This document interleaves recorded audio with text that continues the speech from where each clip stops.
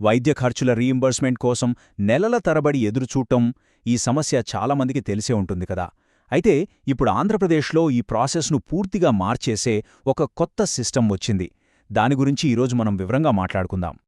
చూశారు కదా, అనవసరమైన ఆలస్యం, మళ్లీ మళ్లీ లెటర్లు రాయడం, ఉద్యోగులు పెన్షనర్లు పడే కష్టం, ఇది కేవలం మాటలు కాదు, చాలామంది అనుభవం. మరి ఈ సమస్యకు పరిష్కారం ఏంటి? దాని గురించే ఇప్పుడు తెలుసుకోబోతున్నాం. అవును, ఈ ఇబ్బందులను గమనించే ట్రెజరీలు మరియు అకౌంట్స్ డైరెక్టరేట్ రంగంలోకి దిగింది. ప్రాసెస్ మొత్తం స్మూత్గా ఇంకా ఫాస్ట్గా జరగాలని ఒక కొత్త సర్క్యులర్ను తీసుకొచ్చింది. ఇక్కడ కనిపిస్తున్న ఈ అధికారిక సర్క్యులర్ లక్ష్యం ఒక్కటే: ప్రొసీజర్లో ఉన్న లోపాలను సరిచేసి క్లెయిమ్లు టైంకి సెటిల్ అయ్యేలా చూడటం. సో, ఫిబ్రవరి 16, 2026న వచ్చిన ఈ మెమోలో ఉన్న ముఖ్యమైన సూచనలు ఏంటో ఇప్పుడు మనం స్టెప్ బై స్టెప్ చూద్దాం. రైట్, ఇక అసలు విషయంలోకి వద్దాం. మొట్టమొదటి ఇంకా అతిపెద్ద మార్పు ఏంటంటే కొత్తగా తీసుకొచ్చిన ఆన్లైన్ సబ్మిషన్ ఇంకా స్క్రూటినీ ప్రాసెస్. ఈ కొత్త డిజిటల్ వర్క్ఫ్లో నిజంగా ప్రాసెస్ను ఎంత వేగవంతం చేస్తుందో చూడండి. ఇక్కడ ఏం జరుగుతుందంటే, ఫస్ట్ డీడీఓ కవరింగ్ లెటర్ను ఆన్లైన్లో అప్లోడ్ చేస్తారు. వెంటనే ఆ బిల్లులు డాక్టర్ ఎన్టీఆర్ వైద్య సేవా ట్రస్ట్కి వెళ్తాయి. వాళ్లు ఆన్లైన్లోనే వాటిని పరిశీలిస్తారు. ఆ తర్వాత ఆ స్క్రూటినీ రిపోర్ట్ను నేరుగా డీడీఓ యొక్క ఈహెచ్ఎస్ లాగిన్కే పంపించేస్తారు. ఇక చివరిగా డీడీఓ ఆ రిపోర్ట్ను వెంటనే డైరెక్టరేట్కు ఫార్వర్డ్ చేయాలి. అంటే ఇకపై ఫైల్లో ఒక టేబుల్ నుంచి ఇంకో టేబుల్కు తిరిగే పనే లేదు. అంతా ఆన్లైన్, అంతా ఫాస్ట్. ఈ ప్రాసెస్ మొత్తం సక్సెస్ అవ్వాలంటే కమ్యూనికేషన్ చాలా ముఖ్యం. అందుకే ఉత్తర ప్రత్యుత్తరాలన్నీ టైంకి జరగాలి. ముఖ్యంగా స్క్రూటినీ రిపోర్ట్లను ఫార్వర్డ్ చేయడంలో ఎలాంటి ఆలస్యం ఉండకూడదు. దానికోసమే ఇక్కడ 2 ఈమెయిల్ ఐడీలు కూడా ఇచ్చారు: esection.dta@gmail.com ఇంకా esection.dta1@gmail.com. ఇకపై కమ్యూనికేషన్ అంతా వీటి ద్వారానే జరగాలి. సరే, ప్రాసెస్ బాగుంది. మరి క్లెయిమ్ ఫైల్ చేసేటప్పుడు ఏమేం డాక్యుమెంట్లు కావాలి? కరెక్ట్ డాక్యుమెంట్లు పెడితేనే కదా క్లెయిమ్ స్ట్రాంగ్గా ఉండేది. ఇప్పుడు ఆ చెక్లిస్ట్ ఏంటో చూద్దాం. ఇక్కడొక ముఖ్యమైన విషయం గమనించాలి. సర్వీస్లో ఉన్న ఉద్యోగులకు, రిటైర్ అయిన వాళ్లకి అంటే పెన్షనర్లకు కావలసిన డాక్యుమెంట్లలో కొంచెం తేడా ఉంది. ఇప్పుడు చూస్తే సర్వీస్లో ఉన్నవాళ్లు సర్వీస్ రిజిస్టర్ మొదటి పేజీ, ఫ్యామిలీ మెంబర్స్ డిక్లరేషన్ ఇవ్వాలి. ఈ రెండింటినీ వాళ్ల డీడీఓ అటెస్ట్ చేయాలి. అదే రిటైర్డ్ ఎంప్లాయీస్ అయితే వాళ్ల pension payment order PPO copy, dependent certificate ఇవ్వాల్సుంటుంది. వీటిని వాళ్ల ట్రెజరీ ఆఫీసర్ అటెస్ట్ చేయాలి. సో, ఎవరికి సంబంధించినవి వాళ్లు కరెక్ట్గా సబ్మిట్ చేయాలి.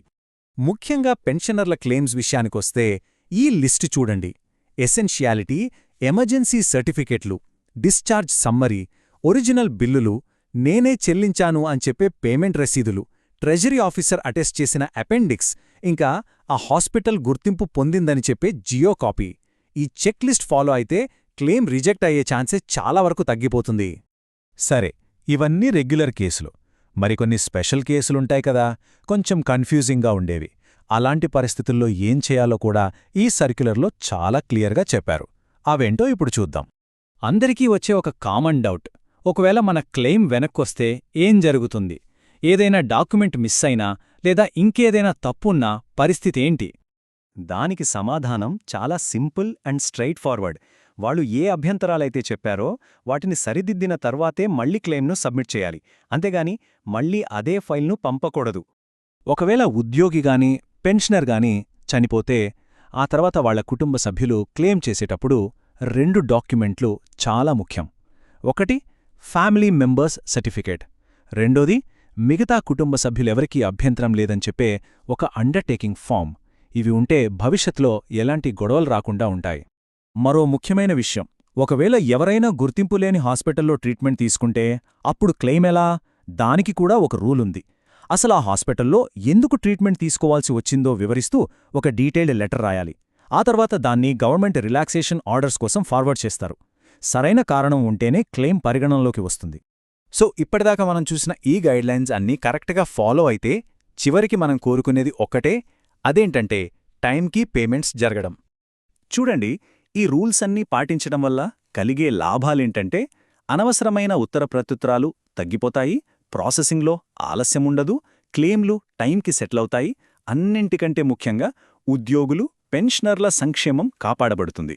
సో, ఇవి కేవలం రూల్స్ కాదు, మంచి రిజల్ట్ కోసం వేసిన దారి. చివరగా ఈ కొత్త సూచనల విషయంలో ప్రభుత్వం ఎంత సీరియస్గా ఉందో చెప్పడానికి సర్క్యులర్లోనే ఒక గట్టి హెచ్చరిక కూడా ఉంది. ఈ సూచనల నుండి ఏదైనా విచలనం జరిగితే తీవ్రంగా పరిగణించబడుతుంది. ఈ ఒక్క మాట చాలు ఈ మార్పులు ఎంత తప్పనిసరో అర్థం చేసుకోవడానికి.